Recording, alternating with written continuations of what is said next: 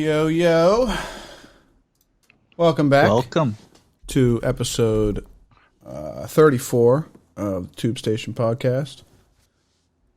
Today we wanted to go over kind of overview and then just, I don't know, say our thoughts on a recent docuseries that came out. I'm sure you've probably seen the thumbnail on Netflix. It's called, what is it called?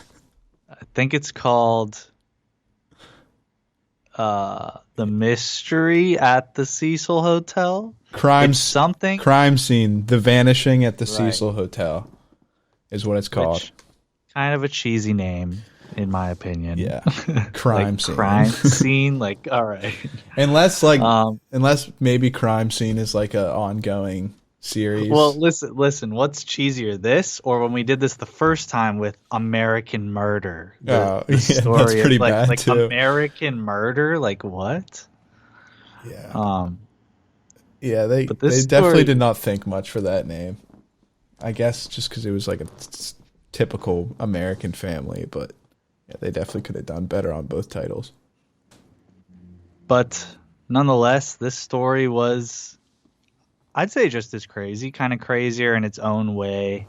I think the mystery aspect of it is what makes it crazier.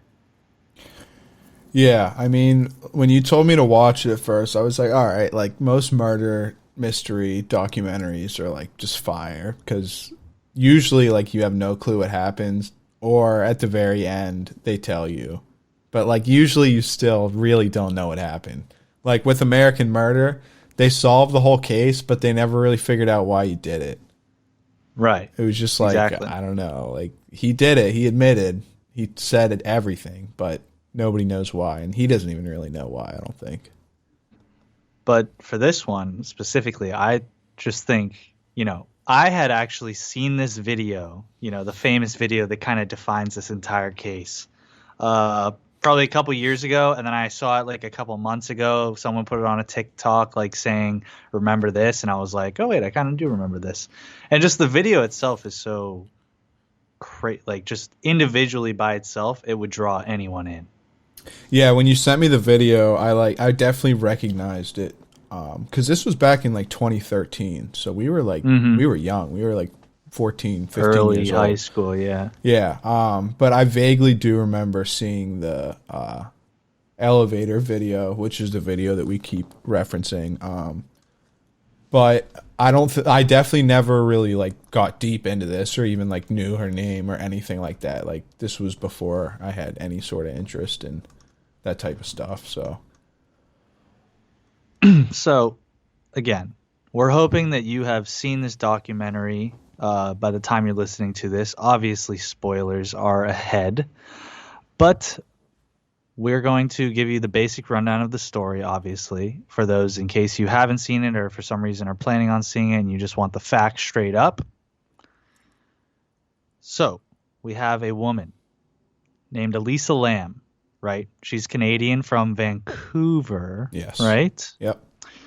21 years old, and she decided she wanted to take a trip to California by herself, see the state, kind of prove to herself that she can like live on her own in a way. And like 21, such a unique age, obviously we know. You are torn between like being independent and being a kid still. Like obviously you're an adult, but you're probably still living with your parents. Like most people are in college, if not. So you're just kind of like still a kid, basically, in my eyes. Oh, for sure. Like it's so obviously you're legally an adult at 18, but that's just like fully capped. Like 21, right. People start to kind of look at you as an adult, but like I feel like your 20s is like when you fuck up most sometimes.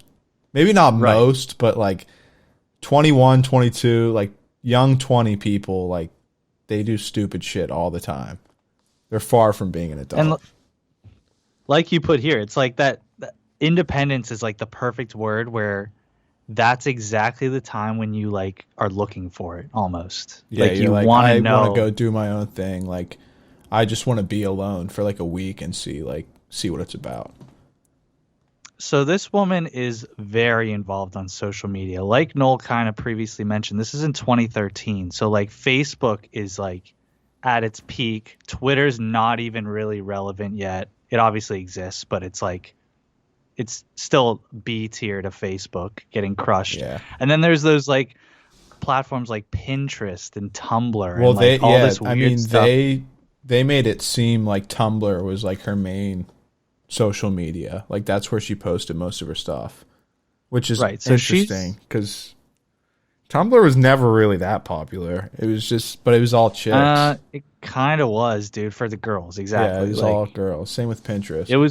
it was up there. So this woman, right, she's very involved on this app called Tumblr that you all probably know. But the thing that's weird about it is she's like overly involved. Like she's posting everything. Yes. Any thought that comes to mind, she's putting on this thing. I feel like it's always like that with these people who get like murdered and like tied up in some sketchy shit. They always like document their entire life on social media. So it's just like a gold mine for whoever's trying to cook up a documentary from there. I don't know. That might not be true, but I feel like as soon as they started like reading out her Tumblr posts with the little like narrator who was supposed to be her, I was like, dude, this is just perfect for the story. Like they just got so much content here. Because like most of her posts are like pretty upbeat and like hopeful, but like low, like not super exciting, but definitely like a young, hopeful person like trying to see the world. And it just like made it so much worse. Right. So at this point, she's by herself, 21 years old in Los Angeles. And her first fault is checking into this hotel, which is called the Cecil Hotel. And it is in downtown LA. So like obviously a lot of people listening probably don't know LA. I mean, it's hard to even say that we know LA, but just from watching this documentary, downtown LA is just so sus. Like, yeah, I feel like it's all like corporate buildings, but anyone who lives there, it's like not good. Like no rich people live in LA. They all live like outside and then come in if they have to do work, but then dip immediately. Dude, it's just a horrible, horrible place. And it's on Skid Row, which is like this section, like I don't know how many, I can't remember how many blocks they said, but it's like a pretty small area, and it like after the Great Depression, it kind of just became like one of the biggest homeless hotspots in LA, and that's like right where the Cecil Hotel is. I think the guy even said it's like the biggest like open air drug market in the country. Like where like drugs are just dealt like outside. Well, yeah, like, I mean they made it seem like even the pictures they show, it's just like streets and streets of homeless people. Right. It's just a terrifying. Like you can't even walk down the sidewalk because like there's no room. So that is Miss Lamb's first bad decision. She checked in on January 28th, 2013, and she was last seen on the 31st, so she only stayed there for a couple days. Her first few days in the hotel, she had roommates, and then on her last day, she actually got moved to her own room by herself because of complaints from the roommates. They didn't like being around her.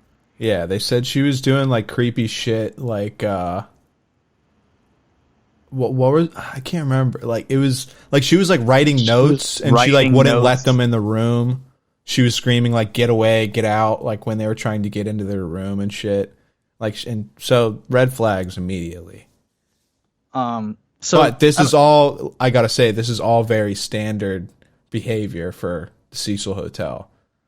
Like there's like 100-year history. It was opened in 1927.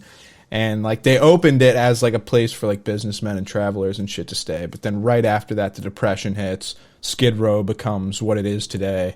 And it was just filled with homelessness, violence, drug addiction, all that sort of shit. And there's officially been 17 murders at the Cecil Hotel.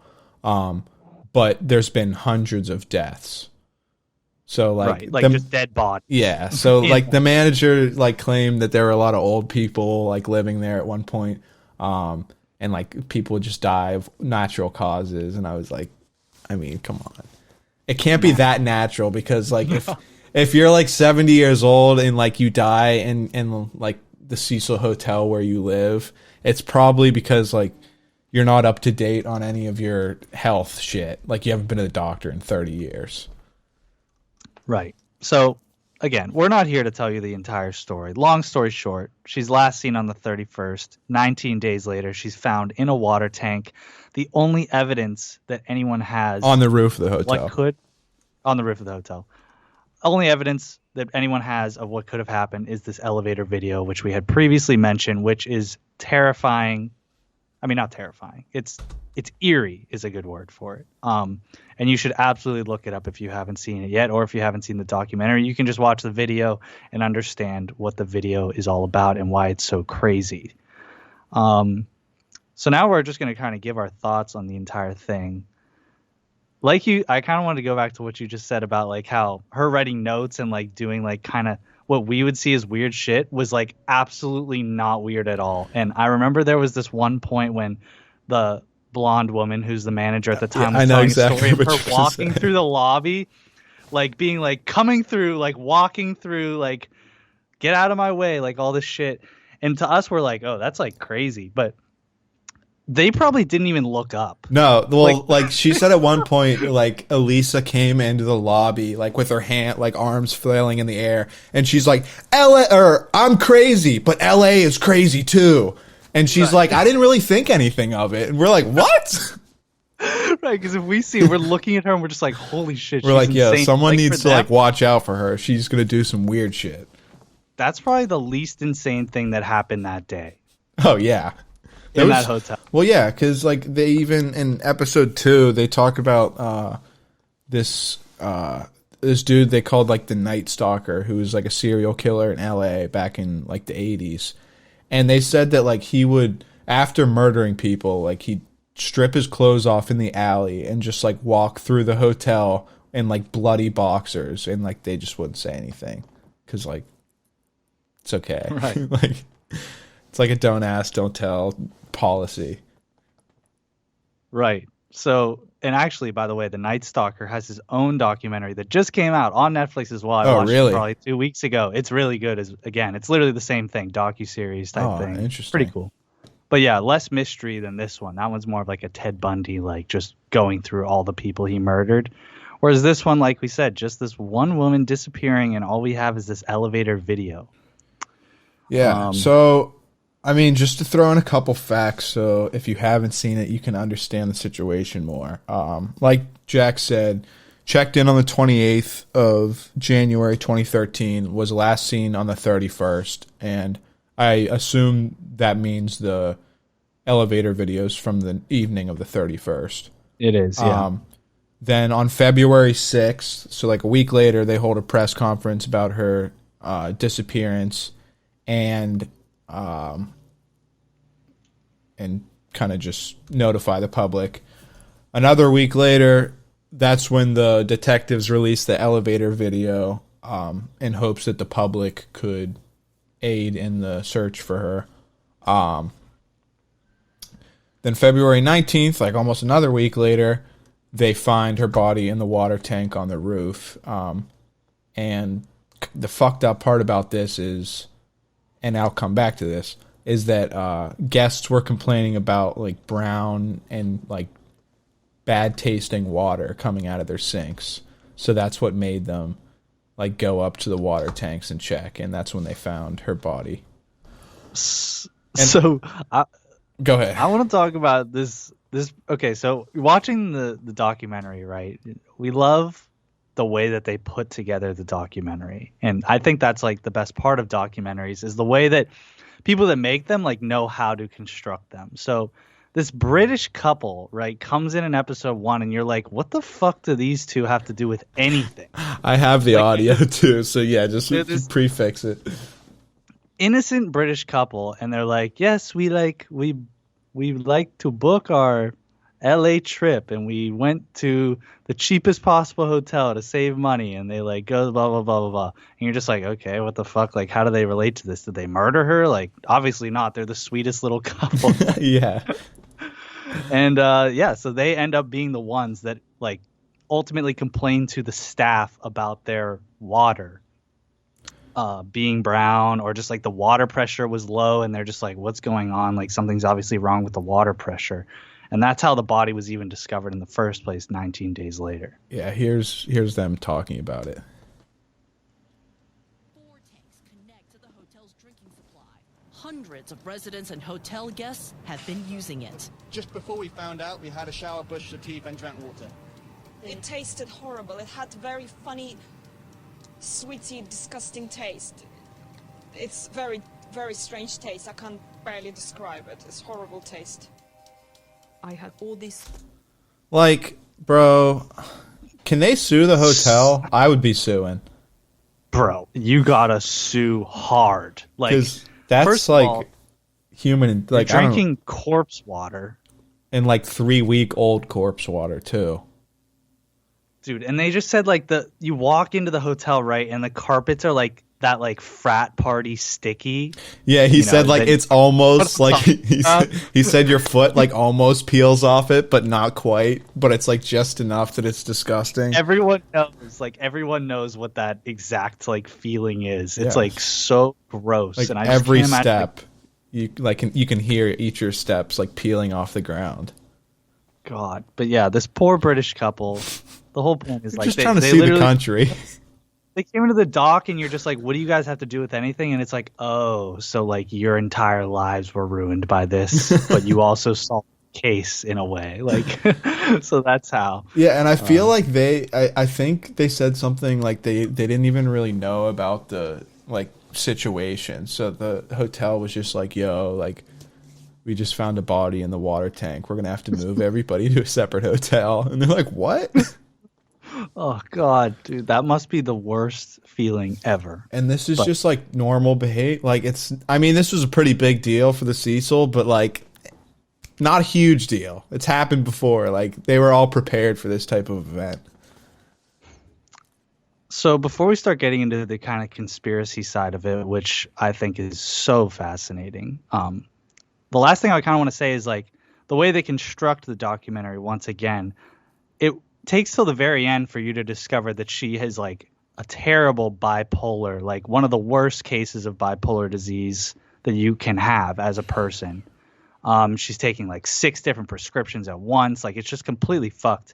But you know, that's discovered at the end for us. But like, did they not know that right away? Like, wouldn't the parents like tell the cops that immediately? Yeah, like I mean, we'll get into the conspiracy shit in a bit, but yeah, I totally agree. I mean, if that was my kid, like yeah, something like that like has to do with your mental health and like possibly key contributor to what happened, yeah, that'd be the first thing you tell them. And maybe they did know, but I don't know, because they wait to tell you in the documentary. Again, this isn't like our typical like old crime scene. Like this happened 8 years ago. Like I don't know, if I heard like, oh, she was on 6 different prescriptions because her mental health was so shot, I'd be like, okay, red flag immediately. It's like all right, yeah, exactly. Like I don't know, dude. And then like they bring in the psychiatrist at the end who just like basically says, yeah, this is guaranteed, this is what happened. And then we're just like, oh, okay. Like, I don't know. I just feel like they could have gotten to that conclusion sooner. Yeah, for sure. And the other thing I did want to point out was when the hotel employees found her on the 19th, the police had a press conference, and in that press conference, they said that the lid was on the tank, which ends up becoming like a huge detail later on. So just to give you a picture, these are like 6 or 7 foot wide by like 10 feet tall tanks, big metal tanks with like a little hatch opening at the top. but it's not on a hinge. Like you have to take off the whole piece. It's like literally just a piece of metal. Yeah, it's like a manhole pretty much. So pretty much what they said in this press conference once they found her body was that the lid was on the tank, and for that to happen, that means there would have had to be a second party involved, because just how it was constructed, you wouldn't be able to pull it on after you're in there, because she wouldn't be able to reach the top once she got into the tank. Like, that's how tall it was. So I'm really glad you brought that up, because that was like a huge detail that I couldn't like get out of my mind as they're like explaining everything, because that part went unexplained. Like, was the cover on or not? Well, that's the thing. Like the police briefing said that it was on, but then when they interview like the maintenance guy, he said it was off. Yeah. So that makes you think, okay, either the LAPD fucked up and misspoke, or there's a whole conspiracy here, and like maybe they went back and now they're paying this maintenance guy. Like, dude, this guy's maintenance at the Cecil Hotel, he probably makes like $30,000 a year. Right. I trusted every word that came out of his mouth. Yeah, but I'm also saying, like, give him $50,000 and just say, like, yo, we'll give you $50,000 if you say the hatch was off, because that changes everything. If the hatch is off, suicide is most likely what happened. But if it's on, then it's pretty much impossible that it was suicide. I think it's actually the flip side of it. It's like, I trust the maintenance guy. I think it was off, and that suicide, as we will talk about later, is what we believe what happened. But I think LAPD literally, like, when they searched the roof, I think they just did a shit job. Like, I'm like, dude, did you expect the body to be literally like laying like out like in the sun? Like, bro, look around. Yeah, I wrote that. They brought dogs on the roof, dude. Like, there's no fucking chance that a dog would not smell that. Dude, and it was a dead body. Yeah, it was a dead body in a tank like 2 feet away from them. And like, her smell would be all over that shit, bro. Yeah. Like, just thinking about like drug dogs, they can find like a gram like hidden in the like dead center of a car, or like buried like within the mechanics of it. So, like, to tell me surrounded by other smells too. Yes, like, tons of other smell. Like, there could be dog food everywhere. They're still gonna smell it. Yes. But then, like, you have a decomposing body in a tank like 5 feet away from you. And if you look at aerial shots of the building, it's like a pretty open roof, and the tanks are just like sitting there. So, like, walking past, wouldn't someone be like, "You think we should check the tanks? Because like they're right here, and we think she went on the roof because of the security camera." So it's like, I don't get it. That's what I'm saying. That part is so sketch to me. How do you not check the tanks if you're checking the roof? Like, there's no other thing to check. Yeah, what's she just gonna be like chilling up there? That's what I'm saying. Like, is her dead body gonna just be laying in the open in the sun? They're just like, holy shit, we found her. Like, you know what I mean? And the search probably didn't start till like a day or two after she was missing. I think it was like a week max. Yeah, well, that's what it wasn't even a week, actually. Never mind. But that's what I'm saying. Like, it was definitely at least a couple days, because like, who would be the one to report her missing? She was alone in a hotel full of crazy people. Exactly. So that's when the conspiracy, we can start talking about that, because the only way the dog is not finding that body is if the hatch is on. I guess it could mask the smell. Maybe though, but I don't know, dude. Because like, a car could be completely shut, dude. And like, you have that thing wrapped in fucking dryer sheets and like triple bagged, that the dog's finding it. So I just have a hard time believing that it wouldn't pick up on that smell, because they took the dog to their room to get like the base smell. So they like, they give like the dog like clothes and shit so they can get the smell and then track it.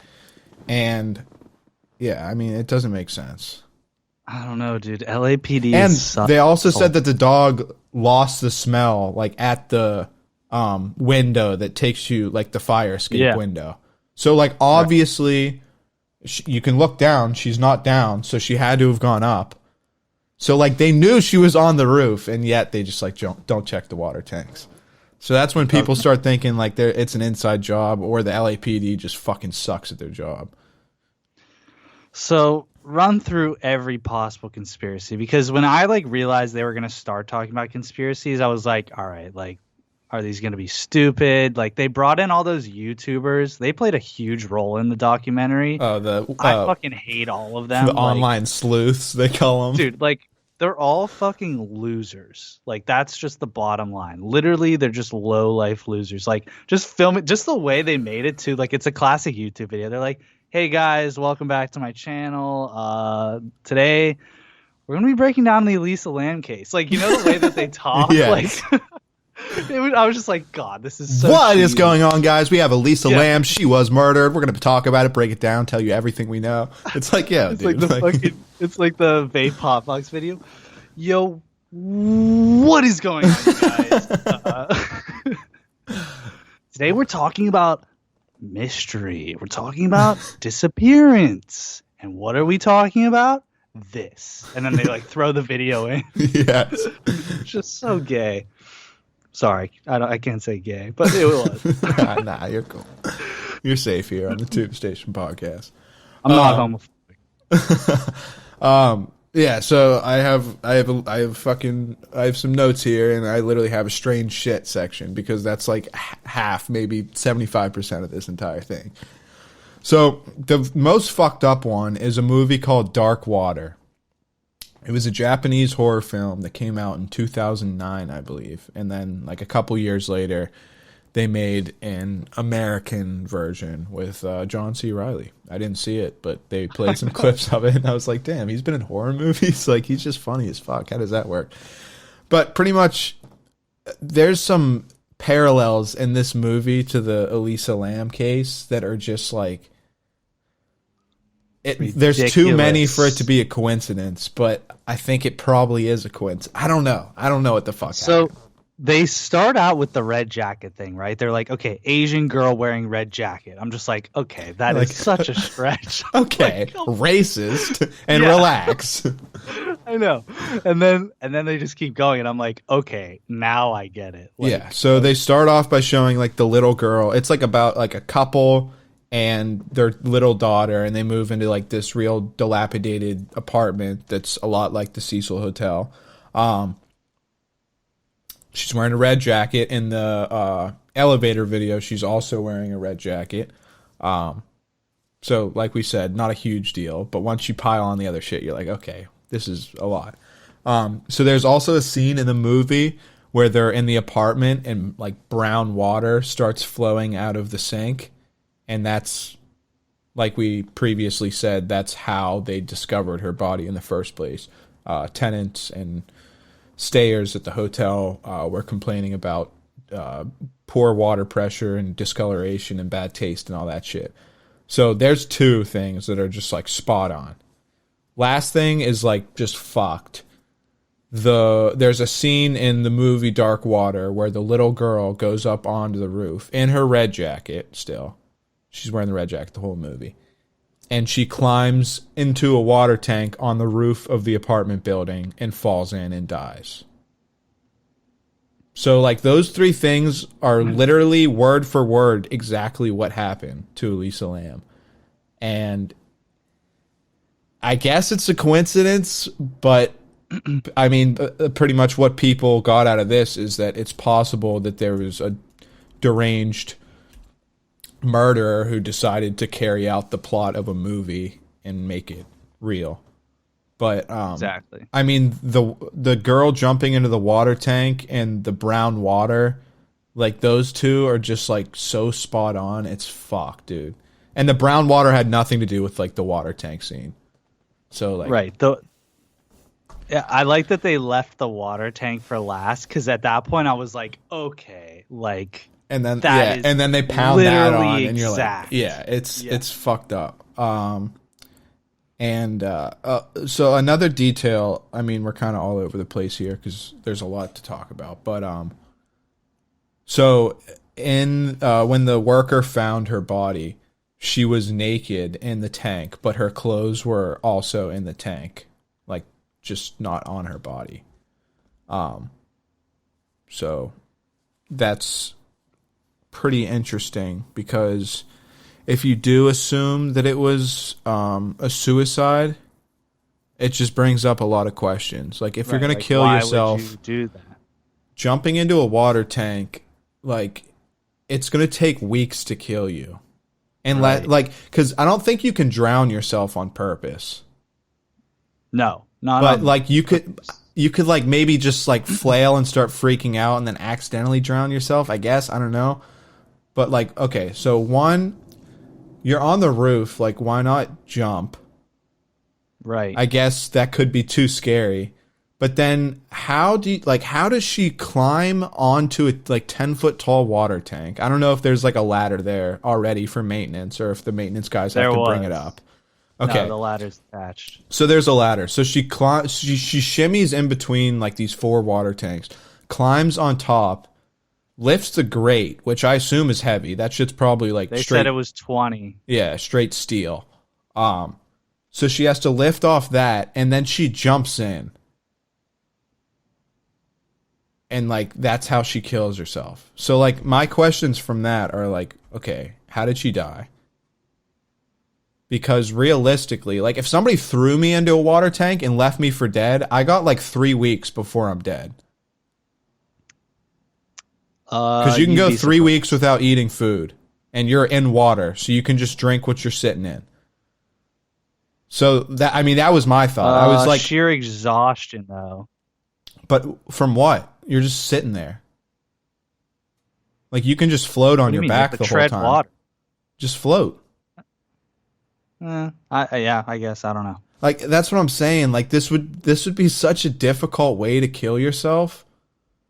It doesn't make sense. But then I also had the thought that maybe she jumped in like super impulsive, and she immediately regretted it and took her clothes off because they were weighing her down, and then she was just stuck in there. Right, that's what they said happened, but I don't know. For sure. Because they said like the only way to get out of the water tank, right? There's nothing to grab onto except for the lid that you came in from.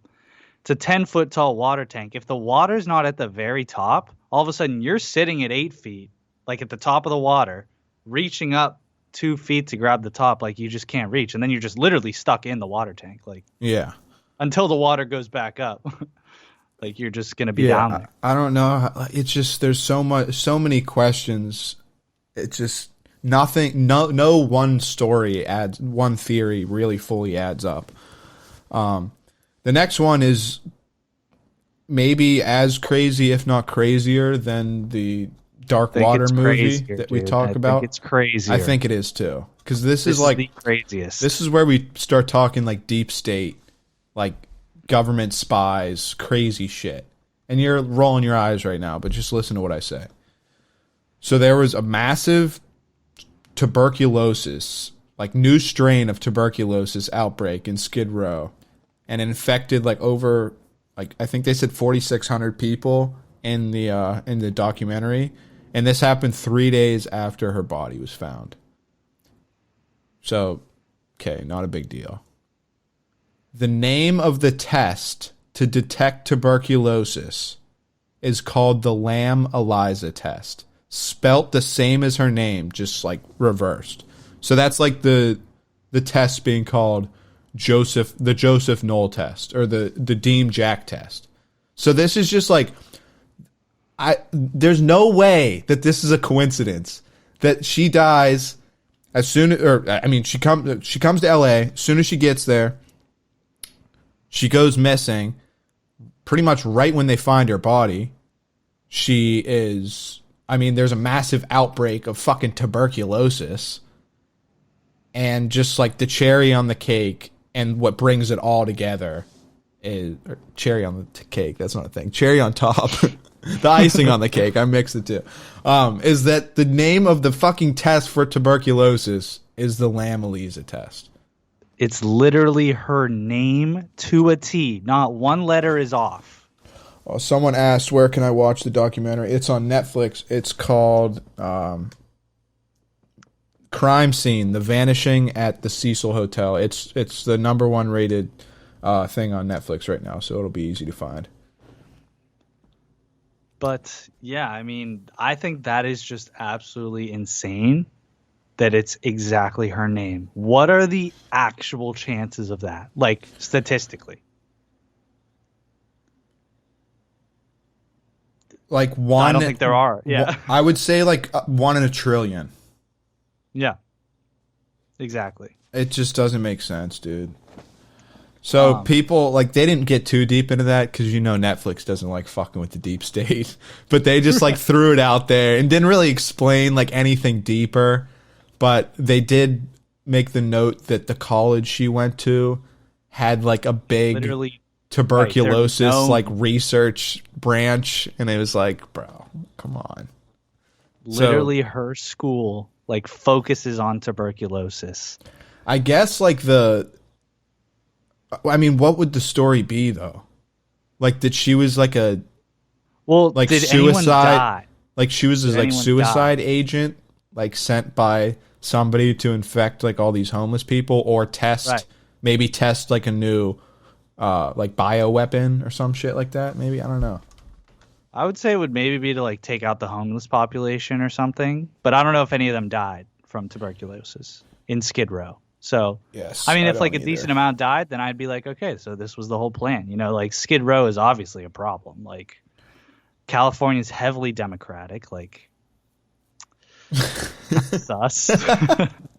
Sus as fuck. I mean, I guess it does, like, if you think like a corrupt piece of shit, it makes sense. Like, you know, if we just, like, send some tuberculosis in there, like, we might be able to wipe out, like, 30% and, like, clean up the streets of LA. Exactly. It's fucked up maybe thinking. Skid Row was getting a little out of hand. Yeah. Like, maybe I mean, overflowing. They said there's like 5,000 people got infected. Like, how many are there? Because they only said it's. I think they said it's like what 12? Did they say 12 blocks? Or is it bigger than that? That's fucking huge, though. 12 blocks. But we're talking to tens of thousands of people living on the street in a 10-block radius. Like, they're everywhere. Right. Like, it's crazy. Like, I wouldn't be surprised if, like, a politician was like, yo, like, can we handle this, please? So, right. Just another cool conspiracy, I think. Then the last one is just kind of like a fuck you, I feel like. Well, yeah, before that, I was going to say, so they had the autopsy, they did, like, the rape kit test to see if there was any sort of sexual abuse, and a toxicology report. And it showed absolutely nothing except that she was undertaking her bipolar meds. So that kind of just adds to the idea that she probably just went crazy, or I don't know. But okay, I just realized this could maybe connect to the last theory. Like, the toxicology, all these tests, like, took way too long to come back. Yeah, it was. I have it written down here. So they found her on February 19th, and June 20th is when the coroner's office released that it was an accidental drowning, and her bipolar disorder was marked as a significant contributor. So they were talking to the guy who, like, is in the coroner's office, right? And he's saying, like, these tests were taking, like, unusually long, like a couple weeks. And then they said, oh yeah, but it took months to get the results. Like 4 months on the dot. Which is way more than a couple weeks, which he already had explained that a couple weeks is a long time. Yeah. He said like 3 to 4 weeks. So, I mean, that's enough time for tuberculosis to, like, set in. You know what I mean?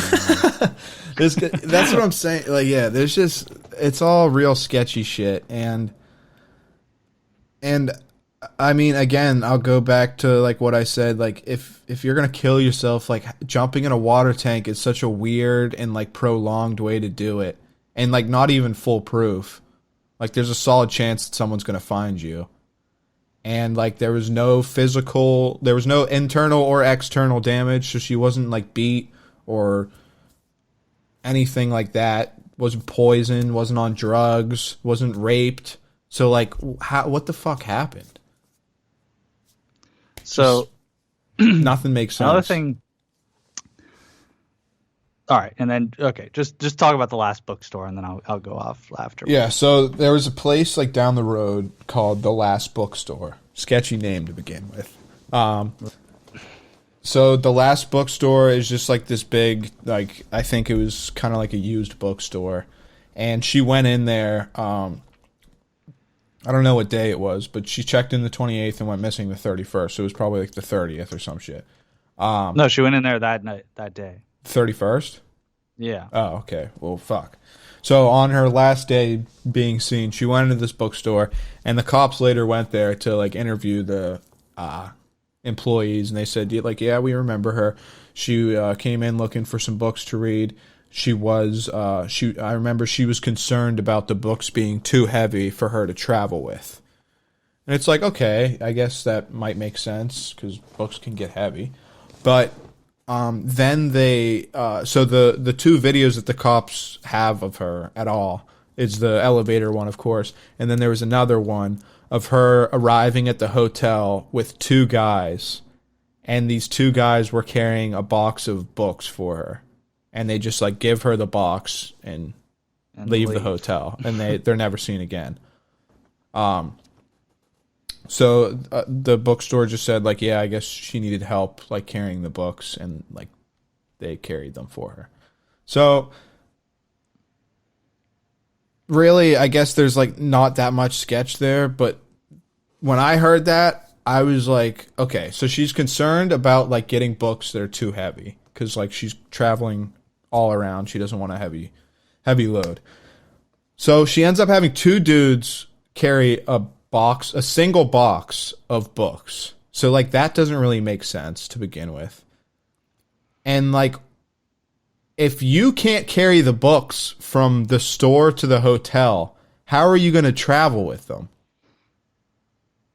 So, like, that part didn't make sense to me. Like, in what situation do you need two men to carry a box of books, like, down the street for you, that after that you're going to have to carry all of them at once?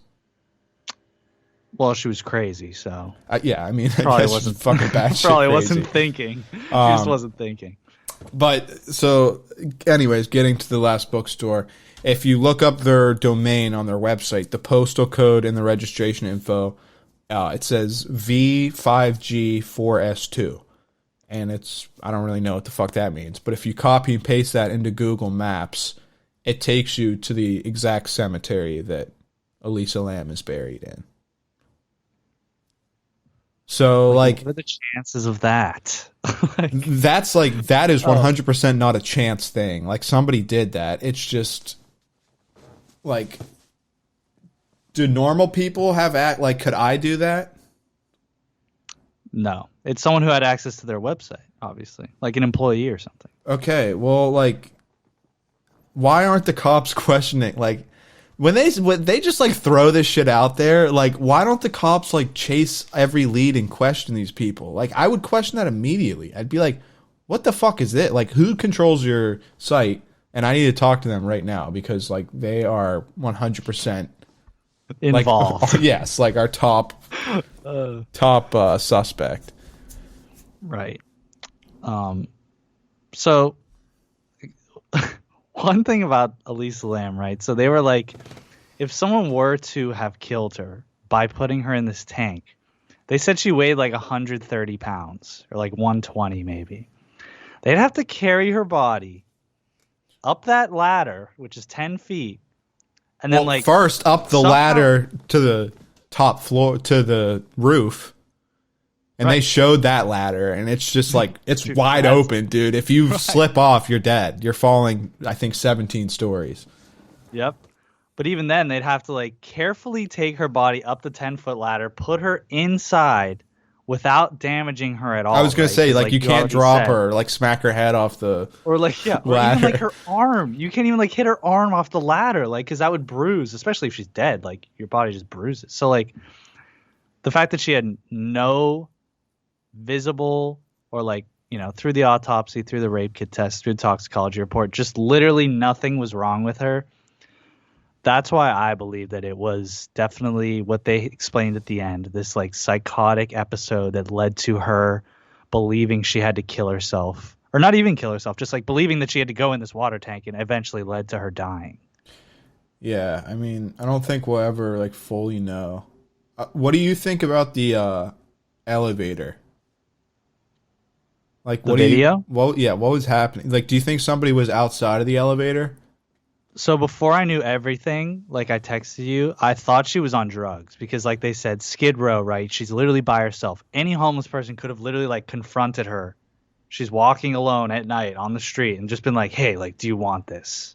And she's crazy. So she's like, fuck it. Or she's not crazy because we don't know she's off her meds yet at this point. And she's like, fuck it. Like, I've always wanted to try it. Like, you know, and then Right. tries Like, if you're LSD young and in LA for the fuck first time, like, it's not That's crazy what I'm to think saying. that you're going to, like, try some, like, party drugs for the first time. And again, this is before we know she has mental illness. So like I literally was like, okay, this is a normal 21-year-old girl by herself in LA, purposely going to LA to like have fun and like be by herself. Like, yeah, fuck it. Like she'd try LSD, which is obviously a well-known drug. So that's what I thought at first in the elevator video. Now, after explanations of what can happen to someone with bipolar 1, I think is what it was, which is like the most severe form of bipolar disease. If you're off your meds completely like that, if you just like go cold turkey, you can just start hallucinating, like hearing things, seeing things, doing things, like your body is really? literally. Yeah. The woman explained it in episode 4, the like psychologist. So they just said you can literally hallucinate if you're bipolar enough. I mean, she was definitely something was sketchy because like even if you watch like her hand movement, she was doing like this like weird shit with her like hands. Like it just didn't look like normal like human movement. So the video though, that was another thing we haven't really talked about. Like the video was definitely tampered with. And like after they explained the evidence behind it being tampered with, I 100% agree with it. First of all, the timestamp on the bottom left is like messed up. Like it's literally illegible. Like there's no point in having a timestamp if it's like that. Yeah, But of and course, I think even people who like cleared it up said like their milliseconds weren't real milliseconds. right. So like And the time was it moving was in slowed like, down like 35%, they think, or something like that. or like parts of it were slowed down. Like parts of it were at 100% speed, parts of it were at 35%. So obviously, like if someone moving in slow motion, they're automatically going to look sus. Yeah. So that part I thought was pretty interesting too. But like, Again, why would they fuck another with the video? unexplained, Yeah, just another unexplained like aspect to this mystery, dude. It's crazy because, like we talked about the American murder case, like basically everything was explained perfectly except for like the why would he do it. yeah. And even then, like that was kind of explained. Like he again was crazy and wanted to run away with his new mistress. So Yeah, but it was just past that. But I agree. There were like no questions really, except like, yeah, why did you kill like 2 babies? this one, they just end the documentary by saying, this is what we think happened because she was crazy. And then you're just kind of like forced to accept the fact that she was crazy. It's just like,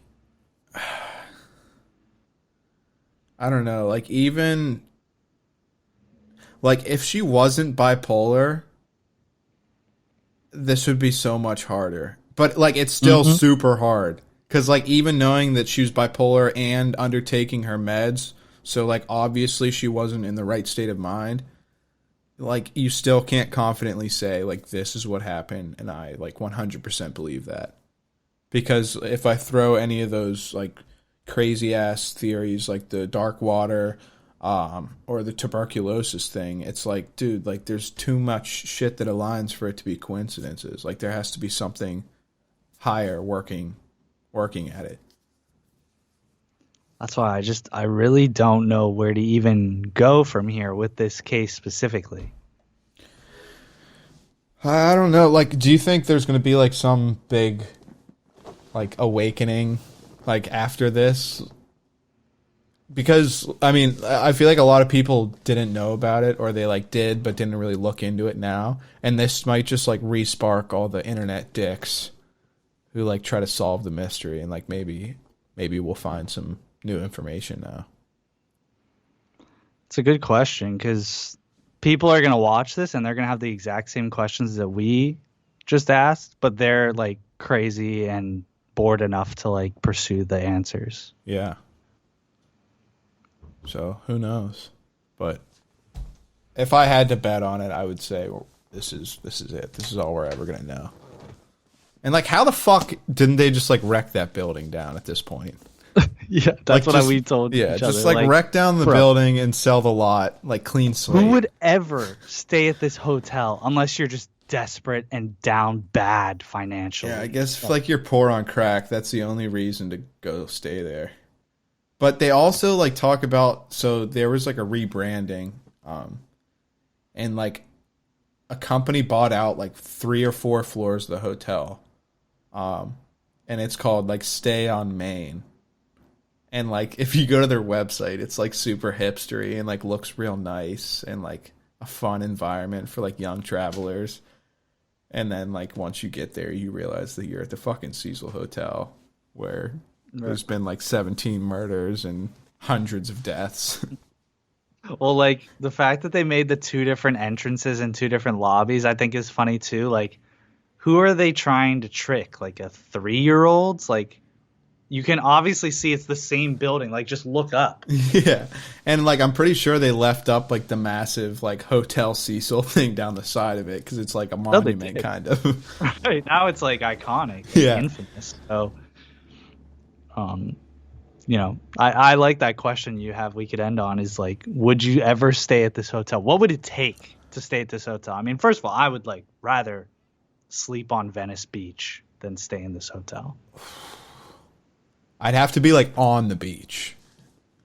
Because like the Yeah, I'm saying, boardwalk on the is sand. I'm saying literally the yes, sand. because the boardwalk is sketchy and stinky. I'd 100% take Venice Beach over the Cecil. Yeah, Cecil Hotel. Honestly, like I wouldn't like if I could stay there for free, like I might do it, but I'd want to be with somebody. Like I definitely have to buddy system that shit. But like Bro, I if they do it said free room. I'm saying no. I do it as like a tourist attraction. Like you like stay at a haunted house for the night. Like that type True. of shit. That's like the YouTubers. They went in with their cameras. They're like, "This is crazy." Yeah. Like they didn't even want to actually stay in the hotel. They were No, just but doing like it. I wouldn't pay. But if they said like, "Yo, you can stay here for a night for free," like I'm doing it because like the cheapest you're getting a hotel room in LA is like $100. So Facts. I'd be like, "Fuck it, dude! It cannot be that bad." When but, they were like, talking I'd about have the to be- past too. I'd have to be ready. Like I'd bring my own sheets. I'd wear shoes the entire time in the shower too. Like it'd be like a frat house. Like don't touch anything. Clorox In episode wipes. 2, the one that you skipped, they were talking about like the prices back in the day when like the actual like sketch horrible shit was happening when Night Stalker was living in Oh, there it was like and stuff. like a It dollar was a night. $3 a night. Dude. $3, which like you could be like, oh, back then that was crazy money. First of all, it was like in the 80s. Second of all, So that'd be like $10 a $3 night. Never that much money, like ever. Yeah, and like even if you like $3? if you factor in inflation, like it's probably like $10 now. And like Right. still, if someone said like, yeah, you can stay here $10, it'd be like, I think I'd rather pay $100. Like I don't even care about the money. I'm just trying to live Ought to tonight. be cheaper than rent literally everywhere. Well, yeah, they said there were people staying in there for like around $400 a month. Gosh. Like when that blonde manager lady was working there. So this was like 2000s. People were staying there for $400 a month. Right. So even back in the 80s, dude, $3 a night times 3 times 31, less than $100 a month. Dude, that's amazing. Like Oh you my could just God. give them like 1,000 and just be like set for the year. Right. Give them 1,000. Be like, just literally don't contact me till you have to. Yeah. Oh, fuck. But yeah, this was, I don't know. I love these documentaries. Like when I saw it pop up, I was like, yes. Yeah, Like, I saw you watched it texted me instantly. immediately and I was like, let's do it. Because, yeah, I agree. I love these types of episodes too. It's just the mystery aspect. And this one was It's just like packed full of bullshit and just like weird stuff that you can't explain. the elevator video alone. That's Yeah. just like, Well, because Open when to- you sent me that with like no context, I immediately was like, I think there's a ghost in there, but like I think she might be possessed or something. mm-hmm. But after seeing everything, I don't know. I still wouldn't completely like say there's no chance there was a ghost in there. Because Right. hundreds of deaths in that place is building, bro. haunted Yeah, for like come on. sure.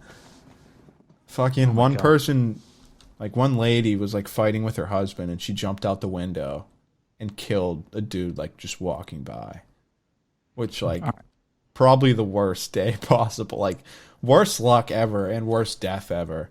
Like you're just walking down the street in LA and someone lands on you and kills you instantly. All right. I'm about to book a room at the Cecil Hotel. Like, go through the process Just right to now. see how much it is. Yeah. I They wonder. don't even have a website.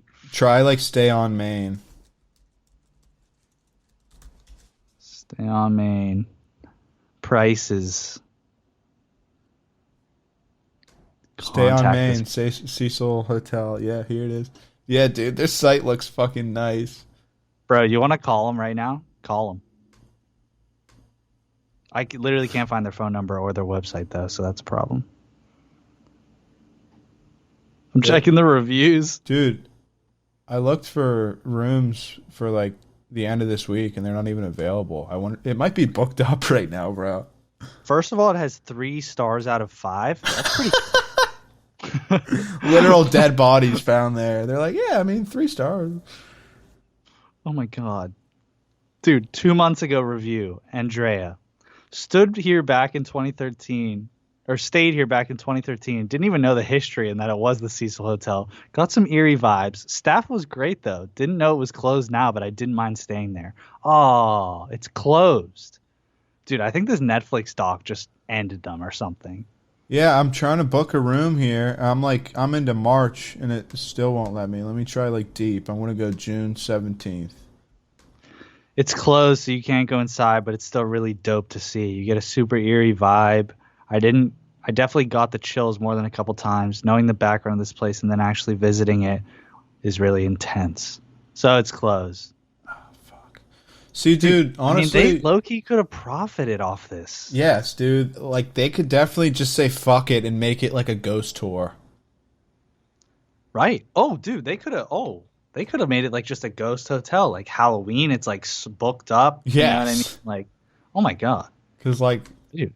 there's a lot of like weird ghost dicks who love that shit, and they would definitely pay. Like if you tell people like, yeah, this is the most haunted hotel in America, they're gonna be like, here's my money. Like I want to try it out. Dude, I mean, how about escape rooms right now? Those things are hot. Oh Like, yeah, everyone's obsessing over escape rooms. Turn that place into an escape room, it's automatically like the most elite escape room in the country. and they did. There's a tour at that like a Halloween type haunted tour at that one insane asylum in West Virginia. It's like not that far from here. It's like an hour away, but it's like one of the highest like rated haunted houses like in the country, and it was like an old insane asylum, and now they just like cash out off of tours. Like they could definitely do the same thing. Like I said, there's been like 17 murders / suicides there. Like they could easily fill an hour worth of stories walking through that building. 100%. Damn, that sucks. It's closed. I would have called him right now, honestly, just for the content. That'd be funny. That'd be crazy as fuck if we just called him and we were like, yo, how long have you worked there? He'd be like, yo, like 35 years. He'd be like, holy fuck, what's the craziest thing that ever happened? Dude, honestly, I feel like we'd be on hold for a while. I mean, this shit just God, I think dropped. it's There's the probably hottest- yeah, there's yeah. a million people talking about it. It's like Tiger King all over again. Exactly. So, thank you guys for listening. This was Yes, and a few people stopped by on the Twitch. Thank you to you guys. I see Juicy's in here. What up, Juicy? Yeah. We really appreciate the followers. You know, someday we're going to be together, and then we're going to have like an episode where we just like let people come in. Like they'll just like pop in, ask a question, pop out, we'll talk about it, and then we'll just keep doing that. Yeah, so if you're listening, which most of you are, all of our episodes from here forward, including this one that I'm talking through right now, they're all on Twitch. We're going to live stream all of them. Probably going to shoot for like 10 o'clock every Tuesday. But but that may change once the. Or no, that'll probably stay how it is. I was thinking it was Monday because we were gonna do Mondays and then actually release on Tuesdays, but I think we're gonna try to do Tuesdays and release on Wednesdays now. So if you want an early access, be sure to catch us 10 p.m. Eastern Time, twitch.tv/the Tube Station. And you can always visit us on Instagram at Tube Station Pod or Twitter at The Tube Station. Also, if you want to watch the videos back after the fact, they will all be reposted onto YouTube. Thank you guys for listening to episode 34 of the Tube Station Podcast. Again, I feel like I've said it a couple times, but with Juicy listening, I'm going to say it again. We will have a special guest on a soon to come pod episode, so look out for that. Yes. And we'll see you guys. Peace.